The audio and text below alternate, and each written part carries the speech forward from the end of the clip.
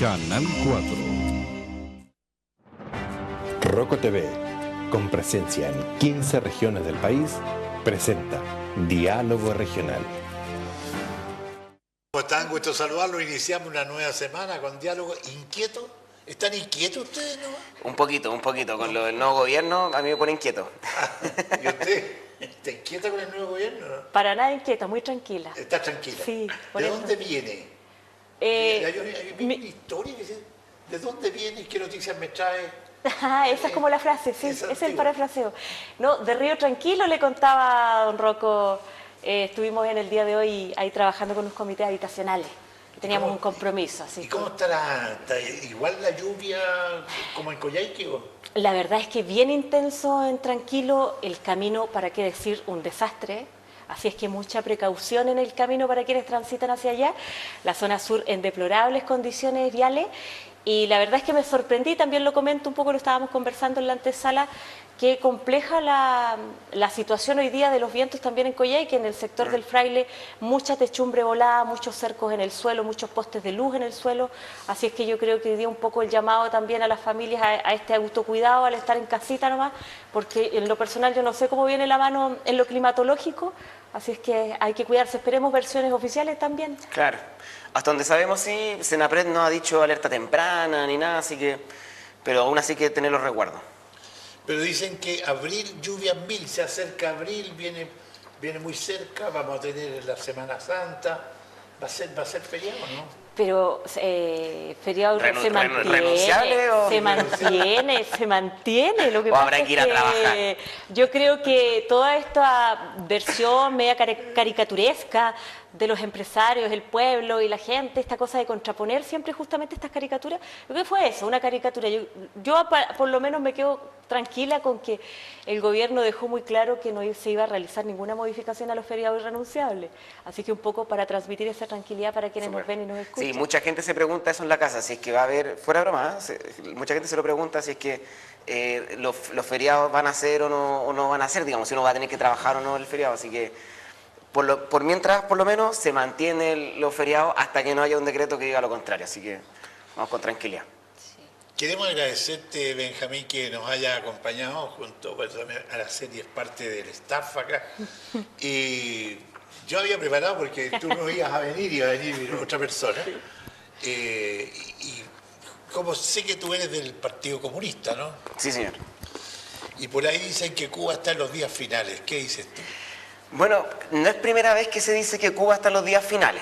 Siempre, desde que ocurrió la revolución en 1959, ¿cierto? Cuba es víctima de un asedio importante, el 61 tuvo una invasión, ¿cierto?, por parte de mercenarios apoyados por Estados Unidos, y han habido, bueno, Fidel Castro tuvo más de 70 intentos de asesinato que nunca lograron su cometido. Entonces, no es primera vez que dicen que Cuba está en los momentos finales, pero sin duda que la situación hoy día es especial. Tenemos un gobierno en Estados Unidos, el gobierno de Trump, que dijo explícitamente que iba a invadir la isla, y de hecho dijo que podían hacer con ella lo que quisieran.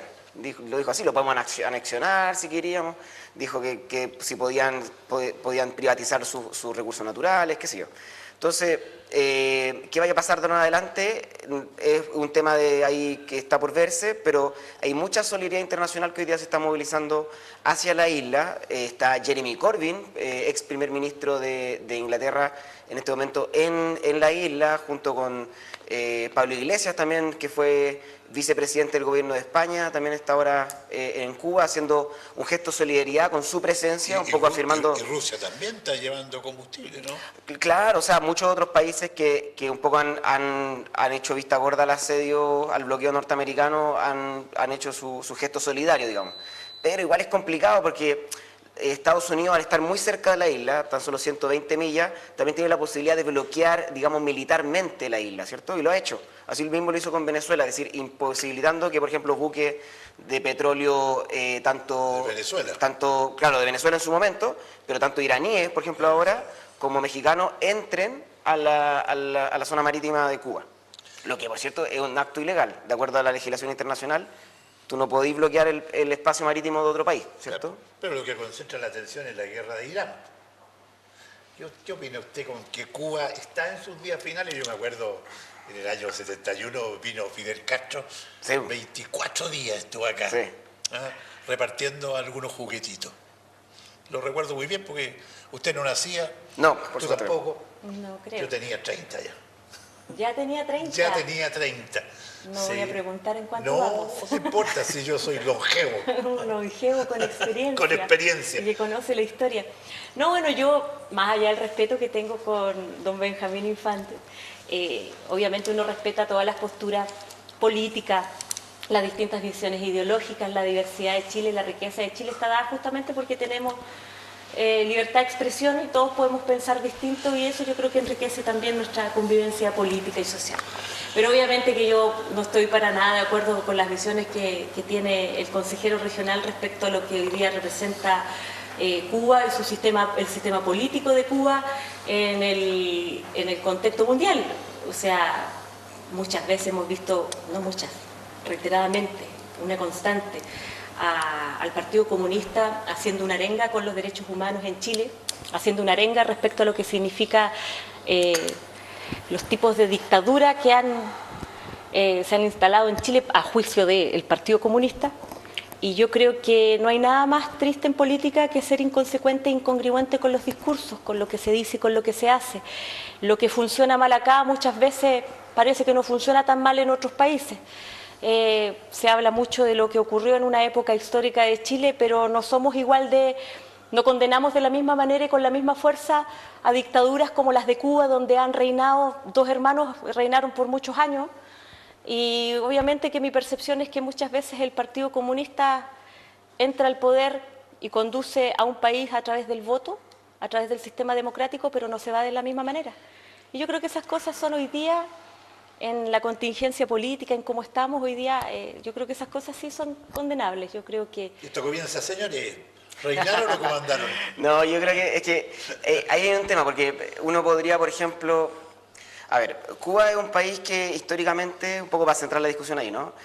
Ha sido reconocido como uno de los países más solidarios del mundo. Y eso no lo digo yo, tampoco lo dicen la gente de izquierda, es una cuestión que ha certificado la Organización de Naciones Unidas a partir de las misiones solidarias que ha tenido Cuba, por ejemplo, con organismos como el Médicos Sin Fronteras, que son organismos de Naciones Unidas para poder auxiliar a países en situaciones de guerra o crisis humanitaria. Y Cuba ha sido sistemáticamente un país que ha digamos, puesto el hombro, ¿cierto?, a esas tareas de la humanidad, no de un país en específico ni tampoco de una ideología. Asimismo, se ha votado más de 95 veces la posibilidad de terminar con el embargo que Estados Unidos impuso a la isla a partir del año 59, y de las 95 veces, todas ha ganado el voto en contra del embargo. Sin embargo, valga la redundancia, sin embargo, Estados Unidos ha mantenido el bloqueo económico sobre la isla.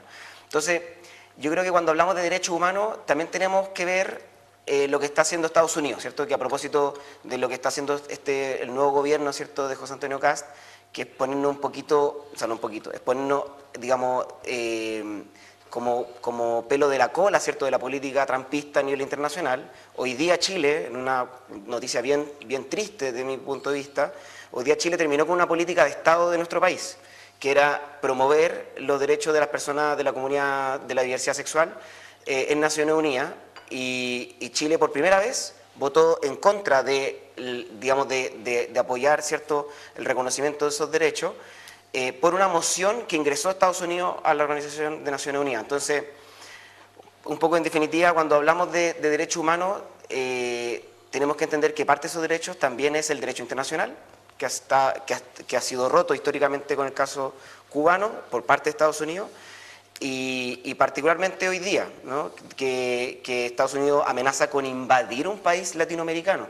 A mí me preocupa mucho que parte de la derecha latinoamericana, no toda por cierto, afortunadamente, parte de la derecha latinoamericana esté muy disponible para ceder soberanía de nuestros países latinoamericanos ante Estados Unidos. Y como que no sea un problema que Estados Unidos invada países vecinos, que secuestre presidentes, ¿cierto?, que rompa con el espacio, digamos, aéreo exclusivo que tiene cualquier país.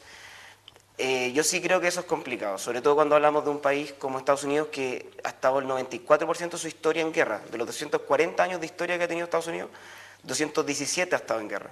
Y eso habla finalmente de la única nación en el mundo, o hay dos más o menos, que se enriquecen a través de la guerra, que es Estados Unidos e Israel. El resto de los países, cuando hay guerra, bueno, y Rusia también, por cierto, cuando hay guerra, los productos internos brutos de los países en general va para abajo, ¿cierto? Porque ¿a quién le puede beneficiar una guerra?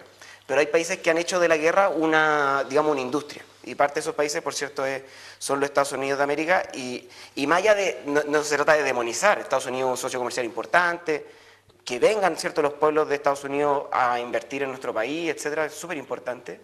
Pero siempre en una posición de igualdad en términos de Estado, ¿no? Y por lo tanto yo creo que es súper preocupante que esa condición básica para el relacionamiento internacional se ponga en duda y nos pongamos nosotros como país al alero de la política trumpista, tanto en esta aventura de romper con la soberanía de un país, que es tremendo, como también con lo de no reconocer los derechos de las personas de la comunidad de diversidad sexual en Naciones Unidas, que fue un acto que ocurrió hoy día, y de hecho la relatora de Chile, que es una funcionaria de carrera, se le rompió la voz, porque no podía, aparentemente, digamos, lo que uno puede suponer, no podía, digamos, creer que Chile estaba tomando esa posición que rompe una posición de Estado histórica por un capricho político de un gobierno que pareciera ser, lamentablemente, porque yo pensé que no lo iba a hacer, empecinado con una batalla cultural, que en verdad a nadie le importa, solamente, digamos, a sectores muy específicos de la sociedad chilena.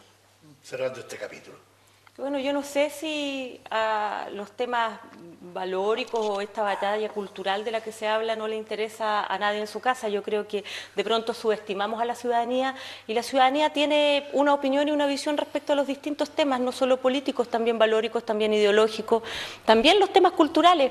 Y yo creo que con todo lo que ha sucedido durante los últimos años, la gente se ha construido una opinión respecto a cosas que hoy día no pueden pasar, a que un gobierno hoy día tiene que administrar el Estado para las mayorías y resguardar a las minorías. Hoy día no se está pasando a llevar ningún derecho humano de la comunidad, de las diversidades sexuales, no se están pasando a llevar, creo yo, esta es mi impresión, sin conocer lo que usted está planteando hoy día, que es esta noticia que ocurre en el día de hoy.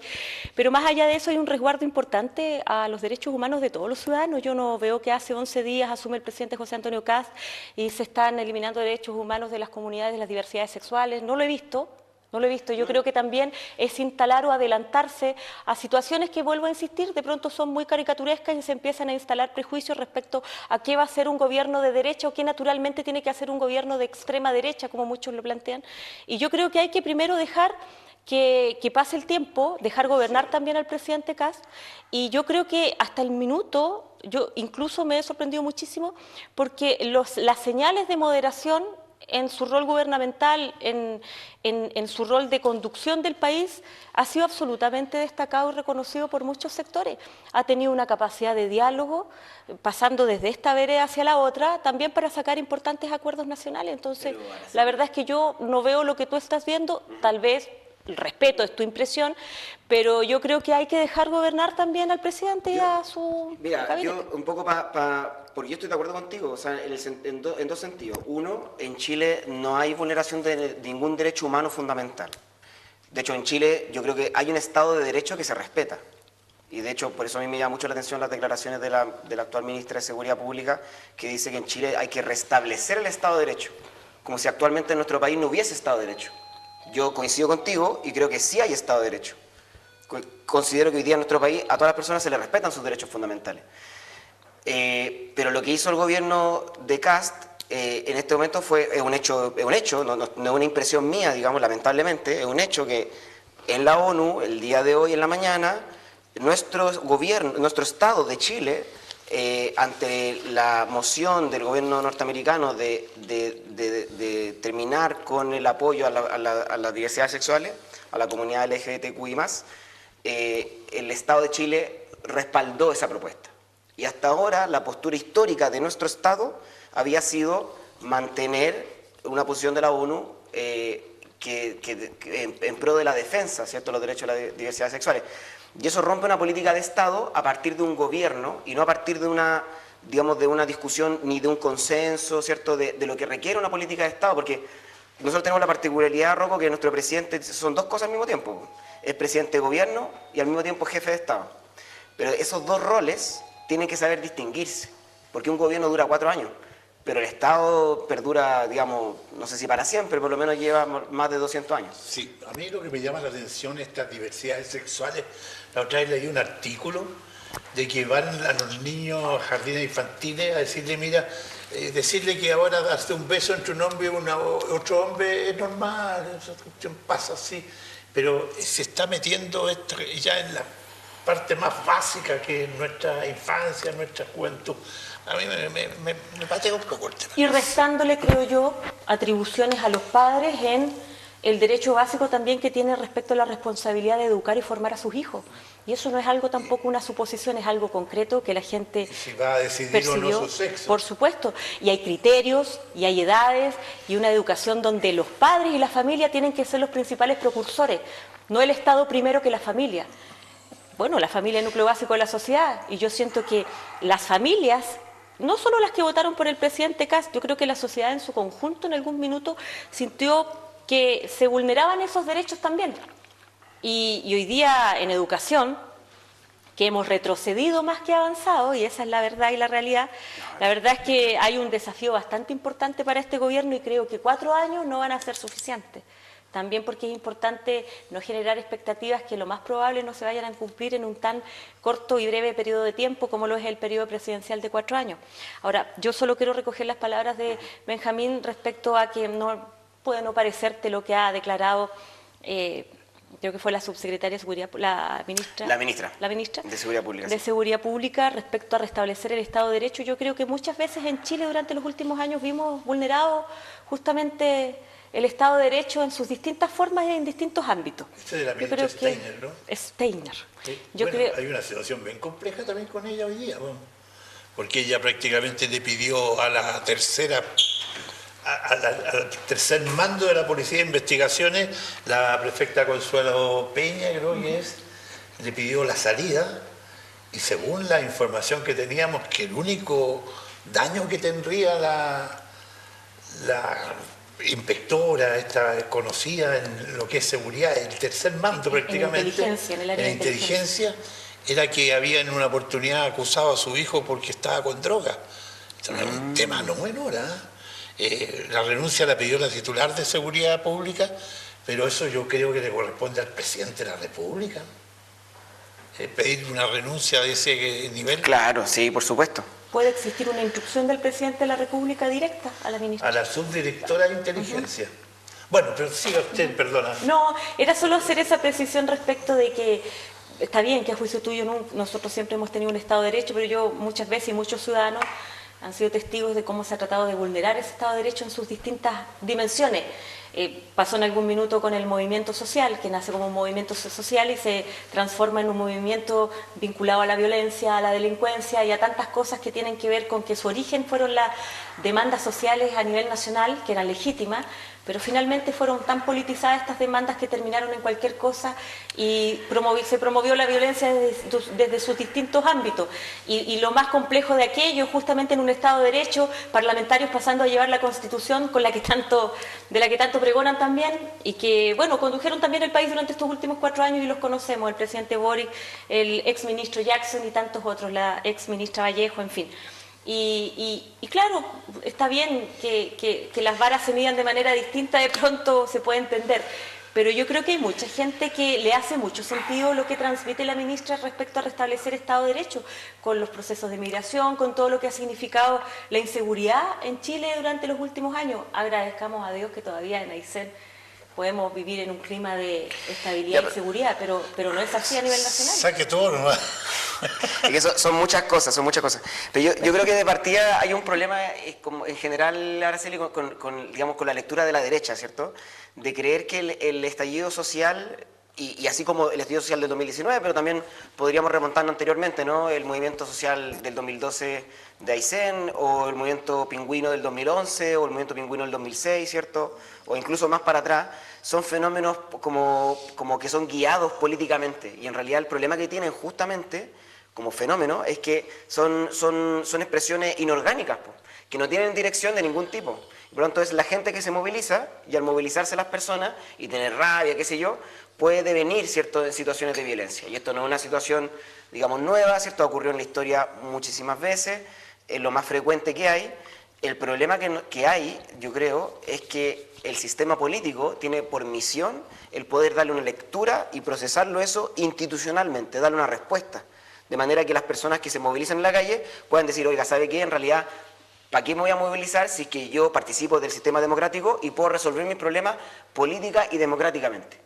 Esa traducción que es necesaria para que una democracia sea sana y sea estable y no polarizada, lamentablemente no hemos sido capaces de hacerlo como sistema político, y por lo tanto la tendencia, y me da mucha lástima evidenciarlo, pero me parece a mí que la derecha está jugando un poco mucho ese juego, el juego de apurar la polarización, de acentuarla. La tendencia va a ser cada vez más a disociarnos como sociedad. Y yo creo que un buen ejemplo de eso es el retiro por parte del gobierno de José Antonio Kast de los 43 decretos ambientales, ¿cierto?, que retiró de la Contraloría General de la República, en circunstancias que son decretos que se han tramitado, o sea, con un proceso de años de evaluación técnica, de formulación, no son cuestiones azarosas.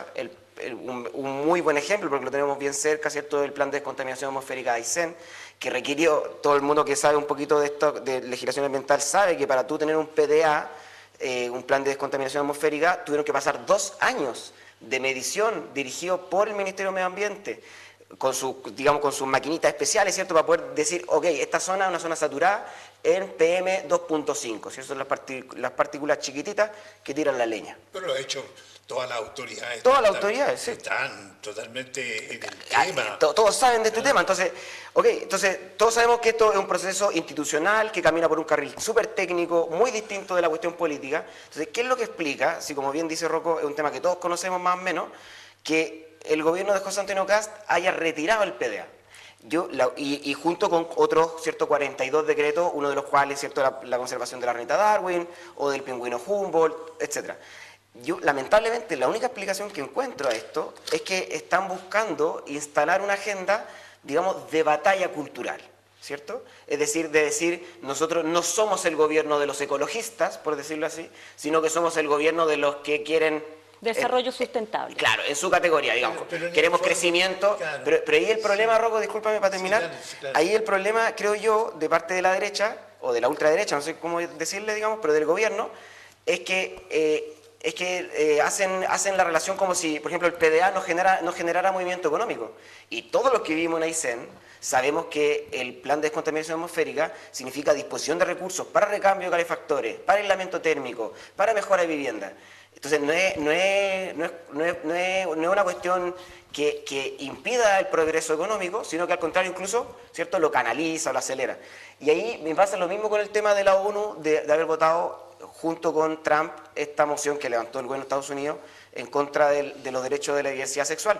Porque me parece a mí que el gobierno está perdido en esta batalla ideológica que es solamente simbólica y es solamente como gustitos, caprichos políticos que no dicen nada en relación con las necesidades materiales de las personas, que siguen igual que antes, digamos, porque no el gobierno de Kast haya votado en contra de la declaración de la ONU no cambian ni un ápice las condiciones materiales de la gente pobre, ni tampoco el PDA de Aysén. Luego vamos a comentar esto de la ONU en otro tema, pero quiero también, a mí me encanta que ustedes dos conversen y uno sigue como haciendo, ordenando el panel. Pero en el fondo no creo que estos 11 días que lleva el gobierno se tomó esta decisión, sino que ya llevan más de 3 meses que están a la espera de gobernar. ¿Y cómo ves estos decretos? ¿Se van, por lo menos, a estudiar y a reformular? Sí, solo decirle a la comunidad, porque yo creo que estas declaraciones tan alarmistas, que tienen mucho de falacia, vuelvo al tema de la caricatura, de la derecha va a hacer esto, la derecha va a quitar los beneficios sociales. Se retiraron porque tuvimos estos 4 años, Benjamín, una pésima administración gubernamental. El presidente que tú apoyaste, el presidente Gabriel Boric, expresidente Gabriel Boric, no lo digo yo, la gente en su mayoría Lo votó. tiene la impresión de que no fue un buen gobierno y por eso no los reeligieron y por eso votaron por amplia mayoría por el presidente José Antonio Kast. Entonces, señora, señor que nos está viendo, escuchando, el plan de descontaminación no se termina en la región, va a tener una revisión, obviamente eso va a tener una tardanza, pero a mí me inquieta el hecho de que hoy día esté tan preocupado el consejero regional y me hubiese gustado verlo así de preocupado cuando el año pasado, con suerte, y se lo digo con propiedad porque trabajo en el ámbito de los revestimientos térmicos, con suerte tuvieron un llamado a revestimiento térmico, con suerte hubo un llamado a ampliación, que lo chutearon porque la verdad es que no tenían plata para financiar ni revestimientos térmicos ni ampliaciones de vivienda. Entonces, digamos las cosas como son, hoy día se preocupan de que se retiraron los decretos y por tanto se retira el PDA y le cuentan a la gente que no van a tener el revestimiento térmico, es una falsedad el porte un buque. Lo que se busca es sí marcar una diferencia, hacer las cosas mejor. Y no lo decimos con arrogancia, Benjamín, lo decimos porque creo que es importante que se aprenda de las lecciones aprendidas. No todos los gobiernos lo hacen bien, nadie es perfecto, pero también hay que, en la humildad que requiere la política, asumir las equivocaciones del mandato. Asumir las equivocaciones del mandato de turno. Cuando usted me señala, Benjamín, que la derecha no hace una lectura acorde, qué arrogancia más grande. El creer que tengo que tener tu lectura para que sea la correcta. La lectura de muchos chilenos, de muchos ayseninos, es que los movimientos sociales han dejado un fruto bastante escaso para efectos del desarrollo regional y nacional.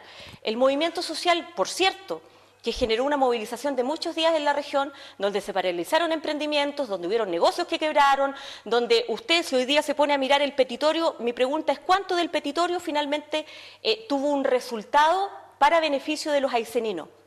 Yo no digo que en esto está bien la derecha y está mal la izquierda. Yo creo que aquí hay un desafío importante e inconcluso para toda la clase política en general, respecto a que no tengamos que llegar justamente a esos movimientos que son sociales, pero que finalmente se terminan politizando por algún sector político que generalmente es la izquierda, y termina finalmente con un resultado concreto, sacar candidatos adelante que levantaron estos movimientos sociales, como el señor Rojas Bade, que mintió respecto a un cáncer, el señor de acá y tantos otros que, bueno, todos sabemos quiénes son desde su casa. Y yo creo que eso justamente es utilizar las demandas sociales legítimas y politizarlas, y finalmente cuando se politizan y son propiedad de un sector político, terminan en nada. Y la gente termina 1000 veces más desilusionada que al principio, porque obviamente la gente sale a la calle y cree en los políticos, y dice, bueno, los políticos van a encauzar de buena manera, y cuando ves a los parlamentarios quemando neumáticos, como yo los vi en Santiago y en Valparaíso, al señor Boric, a la señora Vallejo y al señor Giorgio Jackson, tú te das cuenta que finalmente este discurso de cuidamos la Constitución y de que promovamos el diálogo, pero sin violencia, se queda solo en eso, Benjamín, en un discurso. Entonces, yo siento que hoy día hay que hablar con transparencia. Sí, hay muchas cosas por hacer. El presidente lleva 11 días de mandato, 11. Entonces, mi pregunta es, al final, ¿qué oposición van a hacer? Van a ser la oposición constructiva, como la que tuvo el presidente Gabriel Boric, por ejemplo, en el ámbito de la seguridad, porque hablan hoy día de todas las leyes, la legislación que salió adelante, siendo una oposición constructiva, siendo un gobierno constructivo en materias de seguridad pública, pero ojo, tuvieron a quienes gobiernan hoy. En el Parlamento tuvieron a Chile Vamos, apostando por sacar adelante leyes de beneficio para la gente. Entonces, yo creo que hay que ser sensato en el discurso. Yo no hablo aquí de la izquierda demonio y la derecha santa. Acá la clase política en general tiene que dar respuestas a las personas, porque no queremos de verdad un movimiento social como el del 2012, y de verdad la gente no quiere un movimiento social como el del 2019. Usted me va a decir, Benjamín, que esto nació naturalmente el movimiento social del 2019 cuando se tomaron todas las líneas de metro de manera coincidente, y después incluso, porque las redes sociales hoy día son un medio de comunicación potente, uno puede ser testigo de cómo se confirma la teoría que muchos ciudadanos tienen. Este fue un movimiento social que se volvió en un movimiento politizado y que fue absolutamente orquestado por los sectores de izquierda. Dejémosle la palabra a Benjamín.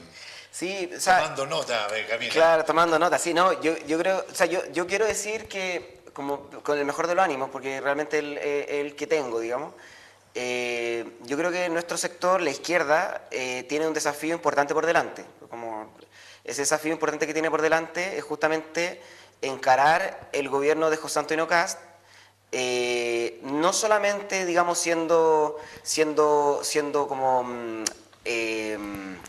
no solamente siendo oposición, por decirlo así, ¿cierto? No solamente siendo la negación de, sino también pudiendo proponer una alternativa en positivo, ¿cierto? Y una alternativa propositiva y que realmente pueda ser gobierno nuevamente, ¿no? Yo creo que realmente tenemos ese desafío y ese desafío es muy importante encararlo con la mayor de las madurez necesarias y con mucha responsabilidad. Y en ese sentido yo estoy muy seguro que nuestro sector, por lo menos, va a hacer una oposición responsable, que va a colaborar en aquellas cosas que son importantes para los chilenos y las chilenas, va a ser propositiva, pero al mismo tiempo va a ser muy firme.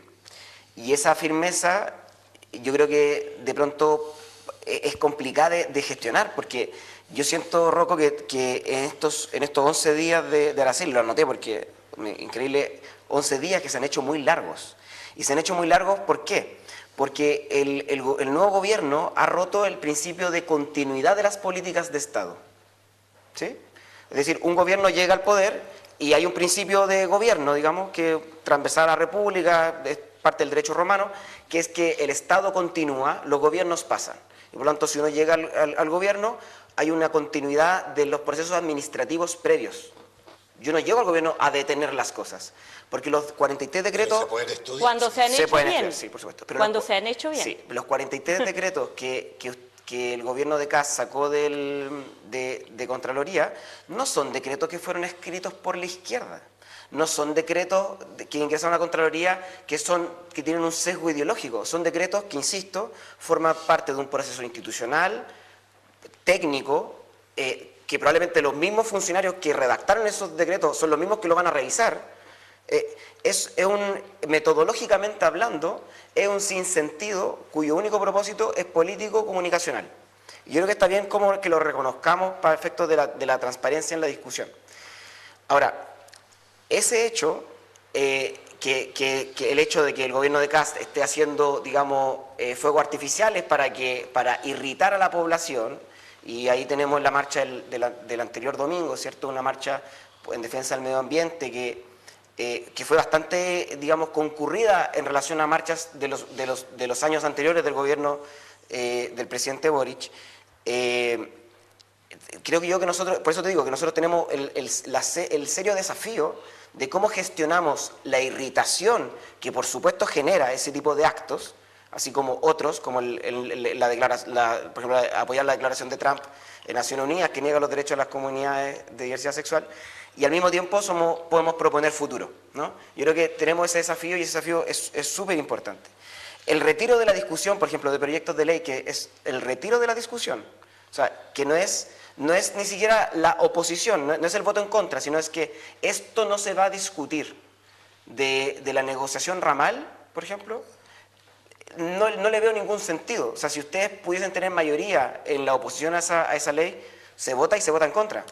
Pero negar la posibilidad de discutir en democracia un proyecto de ley son sin duda, digamos, rasgos, ¿cierto?, de un estilo de gobierno autoritario que yo creo que es importante ir tomándole nota, y yo estoy contigo, en el sentido de que nosotros tenemos el grave desafío, digamos, el serio desafío de cómo ser oposición y al mismo tiempo plantear futuro y no meternos en el fango que yo siento que el gobierno de José Antonio Kast nos quiere meter.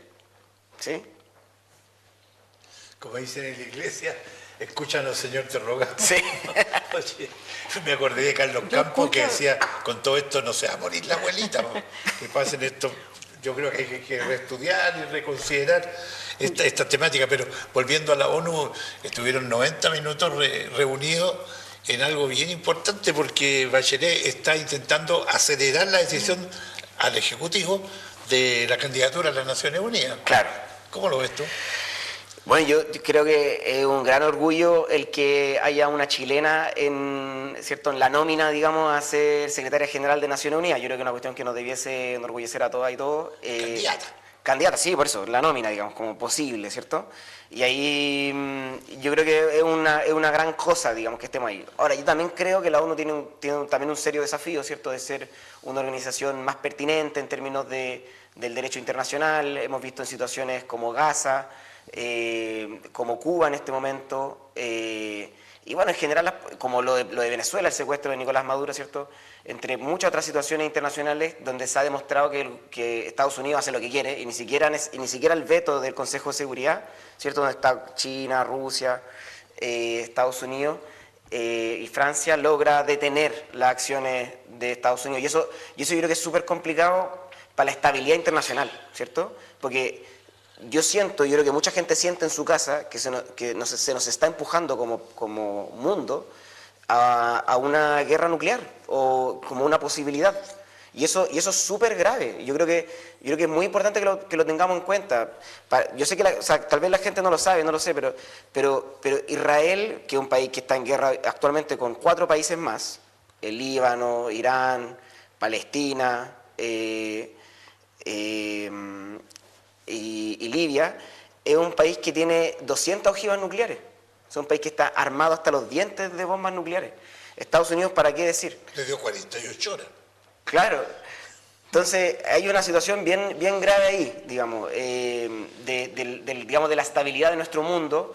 Y a mí me da mucha lata ver cómo este gobierno en particular, el gobierno de Kast, pareciera ser que se está arrimando a los tambores de la guerra detrás de Estados Unidos. Yo espero que no sea el caso. Yo espero que la posición de Estado histórica de Chile de defender la estabilidad internacional y la paz siga siendo la política de nuestro país, porque somos un país chiquitito. Y cuando este tipo de situaciones estallan y las grandes potencias se tensionan entre sí, nosotros somos los que más perdemos, porque nos vamos a terminar rompiendo si nos tironean, ¿cierto? China es nuestro principal aliado comercial, Estados Unidos es el segundo. Entonces, si estamos obligados, digamos, a una tensión permanente y nos van a obligar a escoger bando, por decirlo así, y cometemos el error de escoger, vamos a perder mucho. ¿Qué opinas tú de la ONU? Bueno, Bachelet. yo creo que aquí a todos quienes representamos a este sector político, hay muchas derechas hoy día, así se le denomina, yo creo que si decimos ser tan respetuosos de la institucionalidad, tan respetuosos de la República, tan respetuosos de la nación, hay simbolismos importantes y atribuciones que se tienen que respetar. Acá va más allá de lo que piensa un ciudadano. Yo creo que hemos depositado una confianza en el presidente Kast para que tome las mejores condiciones y las mejores decisiones, mejor dicho, para conducir al país. El presidente Kast necesita dar una señal importante de gobernabilidad, especialmente en sus primeros meses. Y yo creo que en las atribuciones presidenciales, yo creo que es el presidente de la República el que tiene que tomar una decisión y lo tendrá que hacer en concordancia con sus valores, con su ideología, con lo que representa el sector. Y con sus asesores. Sí, pero también creo que quienes somos un poco parte de esta derecha, tal vez hemos sido muy poco cautos al transmitir opiniones. Si usted me pregunta a mí ciudadana, como muchas personas que se sienten representadas por mis colores políticos, desde luego que decimos, oiga, Michelle Bachelet no es una candidata que a mí me represente en lo personal, pero también entiendo la señal que el presidente Kast tiene que dar respecto a la gobernabilidad que necesita el país. Y si estamos hoy día hablando de un gobierno dialogante en aspectos especialmente que tienen que ver con materias internacionales, dialogante en los distintos ámbitos, yo creo que hay que dar señales. Se está en espera. Yo me quedo con lo que dice o lo que insinúa Araceli. Yo creo que es súper importante como entender que cuando uno está en el gobierno y tiene la jefatura de gobierno, también tiene la jefatura de Estado. Y son dos cosas que no son la misma cosa, y que caminan en paralelo. Entonces, de pronto cuando uno está ahí, tiene que cachar que es jefe de gobierno, pero también es jefe de Estado. Por lo tanto, tiene que poner por delante los intereses del país de largo plazo antes que los intereses políticos partidarios del sector que accedió al gobierno, ¿no? Yo creo que yo confío realmente que José Antonio Kast ahí tome la decisión que le corresponde a un estadista y no a un militante. Destacados. ¿Cómo está el café inquieto? Estaba tan rico que Ya me Ya lo no acabé. existe café inquieto. Pero ahí está. Ya no pues. existe café inquieto. Pero es cosa de tirar la mano. Ah, se agradece mucho. Oye, Esto delicioso, es lo mejor. delicioso el café Por inquieto. favor, Sí. ayúdame a... Pero por favor, sí, de eh, todas maneras aquí. Póngase inquieta y vamos a 21 de mayo. ¿Sabe dónde queda inquieto? Permiso. Sí, Voy a sí. Frente a 21 de mayo. Al lado Hash Papi. Al lado de Hatch Papi, Al frente de Stange. al frente de Stange, exacto, sí. No, yo he ido, es que como ahí están en el centro, como que uno se pierde con los números, Profe, digamos. no lo envenené. No, por favor. no Está sé. muy Yo confío en usted. Azúcar, yo confío en- azúcar o esta Y- cosa rara que le llaman no sé qué común. Stevia, ¿no? ¿Stevia? Ya. Te sí. vi estas cosas. Endulcorante. Volvamos a lo regional un poquito a lo regional. Ustedes en su mente tienen ahí, ¿se justifica o no, luego de tantos años, la zona franca? Ay, yo... Bueno, no sé si quién quiere partir, pero... Quiero ya, escucharlo, Listo. porque quiero yo voy. saber cómo- No, encantado, cómo encantado. argumentan esto. No, Déjeme escuchar. yo, es que, Araceli, yo creo que es súper importante que en esto, o sea, como que podamos construir posiciones comunes, en el sentido de como el interés superior de la región, ¿cierto? Pasado hartos años. Ya han pasado Y hartos tenemos el terreno. Sí. No, y hay una ley, o sea, y hay una Ley de ley, zona ¿cierto? franca. La ley de zona franca que estipula que se debe crear. El problema es un problema de competencia, ¿no? De quién la crea. Yo he sido siempre partidario de la creación de la zona franca. Me parece que es importante que Aysén cuente con el recinto, ¿cierto? Más allá de la ley que ya está vigente, que cuente con el recinto instalado, etcétera. Ahora, la discusión es el carácter, ¿cierto? Bien, estamos de acuerdo con que es necesaria una zona franca, hay una legislación al respecto, es mandato, digamos, si es ley es mandato. Bien, ¿cuál es el carácter entonces que debe tener la zona franca? Desde mi punto de vista, una zona franca hoy por hoy nos sirve como un mall. Es decir, una zona franca de bienes y consumo, o sea, de bienes de consumo, no es útil. Y estamos Porque llenos de mula aquí. estamos llenos de mall y hoy día uno puede acceder a cuestiones sin impuestos rápidamente a partir del teléfono, ¿cierto? Hoy día uno se mete a Temu, AliExpress, lo que sea, y uno rápidamente puede encontrar un producto, digamos, sin impuestos. Por lo tanto, no es necesaria la zona franca para acceder a bienes de consumo. ¿Para qué sí es necesaria desde mi punto de vista? La maquinaria, ¿no? Desde mi punto de vista exacto, para los bienes de capital, como le dicen, ¿no? Las máquinas que nos permiten a nosotros transformar materia prima y producir cosas nuevas. Es decir, para poder transformar la lana, por ejemplo, y a partir de esa lana producir, o sea, dejarla, digamos, susceptible de ser manufacturada, susceptible de ser transformada en un chaleco, ser transformada en un calcetín, en un gorro. Y para eso necesitamos máquinas, Y lo ¿cierto? mismo que el salmón. Pues. El Ese salmón. proceso de acá. Exacto. Sí, pues. Yo soy partidario, para hacerlo bien así en concreto, yo soy partidario de una zona franca, que es una zona franca industrial para la transferencia tecnológica, es decir, que se instauren industrias acá que generen tecnología y que esa tecnología ojalá quede acá. Entonces, yo me lo imagino mucho como un clúster entre industrias y también universidades o el CFT estatal, ¿cierto? Que pueda ir, junto con sus laboratorios, ir accediendo a nuevas tecnologías. Un ejemplo de eso, por ejemplo, puede ser las máquinas que ocupan los buzos para hacer submarinos, digamos, ¿cierto? Para reparar redes, ¿cierto? Trabajar bajo el agua. Bueno, hay tecnología asociada al tema de los tanques de oxígeno que perfectamente podrían ser transferidos a comunidades científicas regionales. O sea, tú la justificas. Yo creo que la zona Desde franca, ese ámbito. sí, una zona franca industrial de transferencia tecnológica, sí.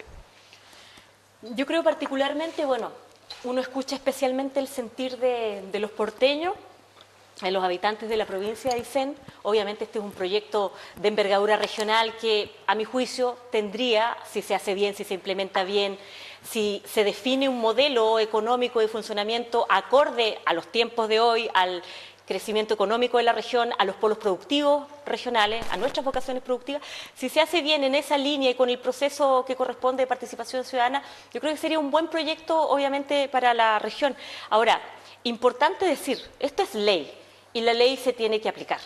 Esto nace en el contexto, como lo mencionábamos inicialmente, en el marco de un movimiento social como lo fue el año 2012, y justamente en el primer gobierno del presidente Piñera, Una de las cosas que dejó el movimiento social. esto, pero que tu gobierno, el gobierno del presidente Gabriel Boric, de hecho, declaraciones del mismo delegado presidencial regional Rodrigo Araya.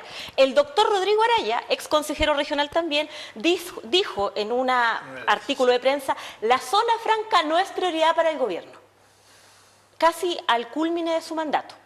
Entonces, yo no sé si es, Ya, pero es convengamos, propiedad de Araceli, que- quién, la zona franca. que Aquí lleva lo harto concreto tiempo. es que hay un compromiso y el presidente Piñera cumplió. Que se hayan retrasado las otras administraciones gubernamentales es otra cosa. Yo me recuerdo haber concurrido al Ministerio de Hacienda con el Consejo Municipal completo, con los concejales, integrantes del Consejo Municipal de todos los colores políticos, con los consejeros regionales y con el alcalde de la época, que era el alcalde Óscar Catalán. Y no me cabe duda que el actual alcalde Luis Martínez tiene la misma visión respecto a que hay una ley que podría ser de un beneficio y un tremendo impacto para su provincia y para la región, y yo creo que en ese esquema son autoridades que le van a dar continuidad a un compromiso que está plasmado en una ley y la ley está para cumplirla. ¿Algo más que agregar? No, pareciera que estamos de acuerdo, pero el carácter, Araceli, ¿tú estás de acuerdo con una zona franca de qué tipo, digamos? Porque creo que igual es importante esa discusión. En general se obvia, pero... Ya no como la de... No, como la de... No, porque la de Iquique, el contexto Iquique, O de Magallanes también. La de Magallanes, Pero las dos, tanto la de Iquique, tanto la de Iquique como la de Magallanes, lo que uno puede observar, ¿no?, como visitante, es esta suerte de un mall gigante exento de impuestos, ¿cierto? Lo que nosotros necesitamos en Aysén, más que eso, desde mi punto de vista por lo menos, no sé qué opinan, pero desde mi punto de vista es una zona franca que debiese ser un espacio para el desarrollo industrial y la transferencia tecnológica. con grandes frigoríficos. Bueno, ahí habrá que ver, depende mucho también de los interesados, ¿cierto? Como tú bien decías, Rocco, puede ser un incentivo, por ejemplo, para instalar la manufactura del salmón acá en la región, o también de la pesca, ¿cierto?, artesanal, o, como yo decía, porque he sabido de que hay personas interesadas en eso, digamos, capitales que están interesados en la producción de la indumentaria para los buzos y transferir la tecnología, ¿cierto?, para la indumentaria de los buzos, los tanques, qué sé yo, y poderla aprender acá a partir del CFT estatal, entre otras iniciativas que se pueden hacer, pero yo creo que es súper importante encadenar el traer bienes de capital, máquinas y tecnología que nosotros no tenemos en la región y que al mismo tiempo generemos mecanismos para que, de transferencia, para que esa tecnología y esas máquinas queden, esas capacidades. Porque de nada nos sirve un poco lo que nos pasó con la fábrica de pellets, ¿cierto? Que se instaló la fábrica.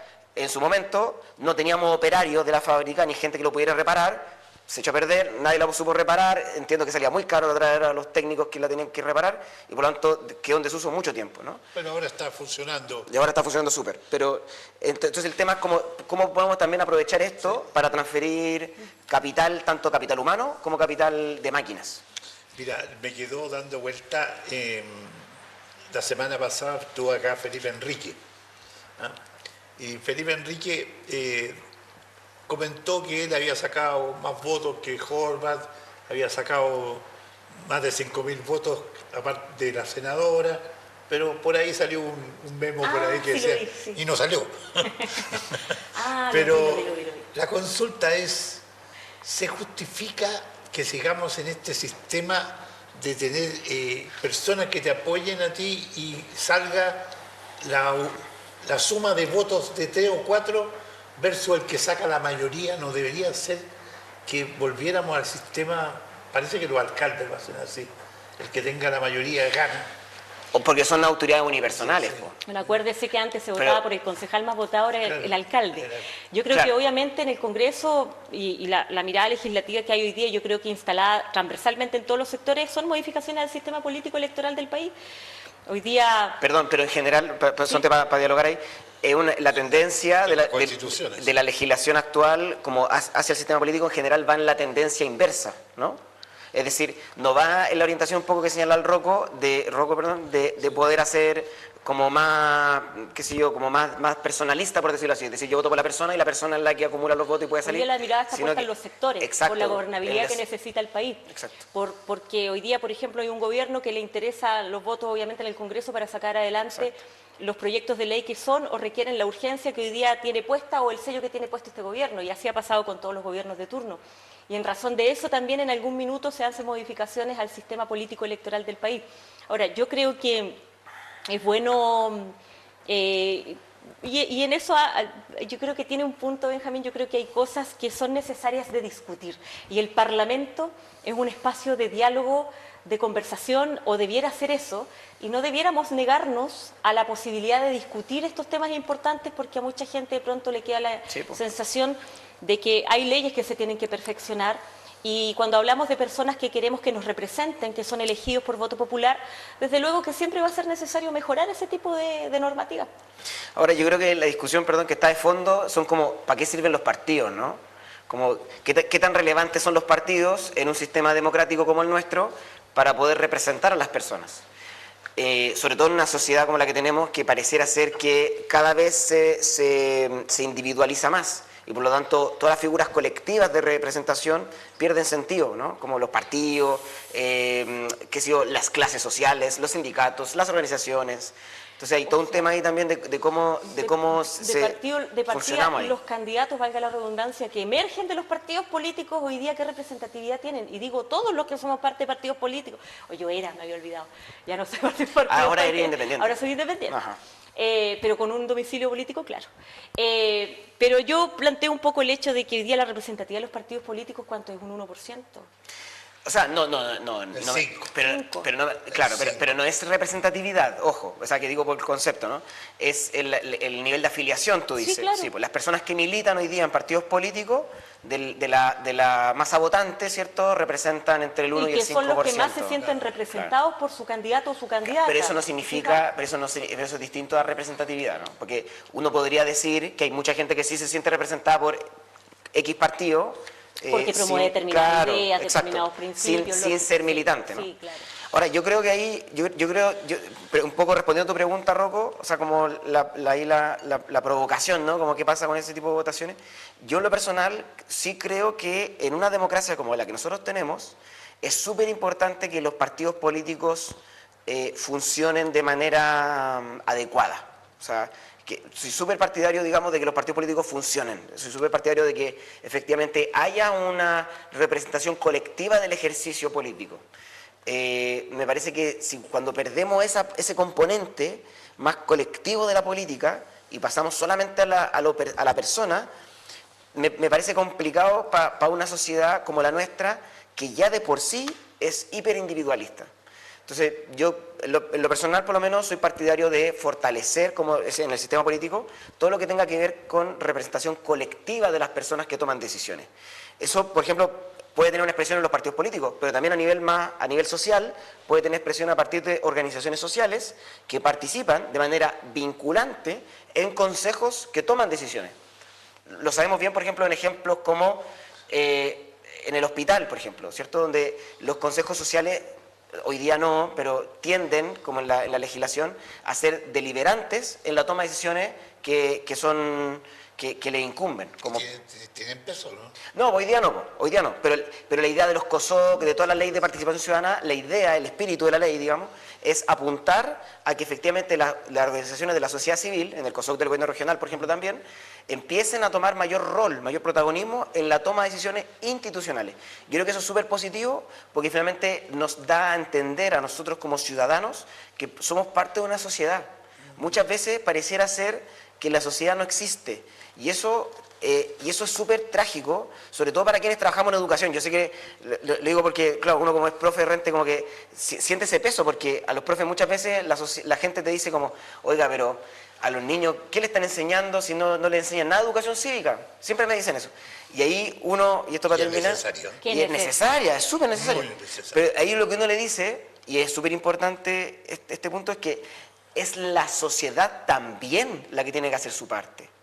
Pero si tú tienes un estudiante en clases, y hay ramos, por cierto, de formación ciudadana de séptimo a cuarto medio de manera continuada, pero si tú tienes ese estudiante que solamente conoce el aspecto cívico de la vida en el liceo, pero no afuera, porque afuera sale y lo que ve es publicidad, cierto, de cerveza, con chiquillas semidesnudas, que a nadie le importa, ¿no? Ahí nadie pone el grito en el cielo con ese tipo de cosas, ¿cierto? Porque es el mercado, ¿no? O ve publicidad, ¿cierto?, que llama un poco a acciones violentas o poco saludables, como el cigarrillo, lo que sea. Ese joven se educa también a partir de la calle, ¿cierto?, y a partir de lo que ve en su entorno inmediato. Y se arranca del campo y vuelve a la ciudad. Claro. Ese es uno de los temas fuertes. Podríamos, pero nos pilló la hora. No. Nos pilló la hora. Nos pilló la hora compartiendo y conversando. Me quedaron hartos temas y hablar hasta del ENLEP. Sí, porque antes del ENLEP temas. escuché como a pero se lo dejo para mañana. Vienen dos invitados, va a estar Américo Soto ¿Ya? y seguramente va a estar Raúl Rudolfi Oiga, mañana. yo solamente quiero comentar una cosita a propósito del Coméntenos. tema de educación pública, que yo quiero reivindicar el sistema de admisión escolar, el SAE. Yo creo que el SAE ha sido, y esto lo digo objetivamente a partir de datos, ha significado el aumento de la matrícula de los establecimientos educacionales públicos en la región de Aysén de manera sistemática y sostenida. Es súper buena noticia para el Liceo Josefina Aguirre, para el Liceo Ricardo Navarrete, ex República Argentina, y todos los demás liceos públicos de nuestra región que han visto su matrícula aumentada, con ella su financiamiento y con ella la posibilidad que tienen de brindar una educación de calidad a nuestros niños y niñas. Y lo otro que quería decir anteriormente, que lo vamos a ver mañana seguramente, ahora no hay a quién reclamarle, me decía una señora, antes le decíamos al alcalde para que solucione los problemas, no hayamos a quién hablar algo más. Pero como dijo usted, el SAE, el que sabe, sabe, y el que no, viene mañana a seguir conversando. Queremos agradecerte, Gracias, espero Rocco. encontrarte en otra oportunidad. Sí, yo encantado, cuando inviten, aquí estamos. Araceli, bueno, eres parte del equipo. Se acordó de mi nombre. Araceli Bueno, Leuquén. gracias. No, es que no me acordé, sino me confundí. Me con- dolió. Quedó pegado con el invitado anterior, que el no... invitado. No nos vamos inquietos, ¿no? Para nada inquietas, muy tranquilas. Yo con el café un poco sí, pero voy a llegar a trabajar. Benjamín estos 4 años va a estar en este modo, inquieto. Pero muy bueno, muy No, bueno. pero yo creo que o sea, parte importante de nuestra población se siente un poco así con lo que ha pasado estos últimos 11 días. Lo Yo siento. creo que es algo que tú te imaginas en tu esfera sí, mental. sí, eso pero que oye, está pasando, Araceli, pero Benjamín. lo siento, pero- La gente no está bueno. desesperada estos 11 días. No, ¿sí o para ti han sido muy largos y yo lo puedo entender. Pero créeme que para la gran mayoría de chilenos que votó por el presidente José Antonio No, Cast, pero tal vez Te puede ser. aseguro que puede no. ser, puede ser. Y ojalá en el tema Nos de educación despedimos con esta las discusión. cosas mejoren. Vamos a seguir discutiendo acá. Bienvenidos. Puede estar a Mañana favor de la tómbola. nos encontramos de No, nuevo. el SAE. Justamente Pero bueno, Un con gran tantas sistema. cosas diálogo secundarias. regional. Perdón. Viva el SAE.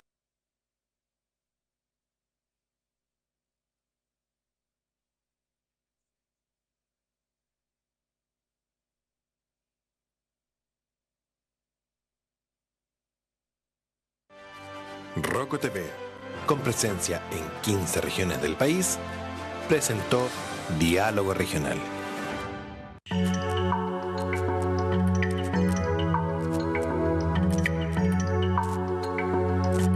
Canal 4. Maestranza Apple mantiene un amplio stock de planchas de fierro dimensionadas de todas las medidas y espesores, oxicorte, plegado de hasta 1,5 milímetros y vidrios cerámicos de todas las dimensiones. Apple Fábrica, cocinas a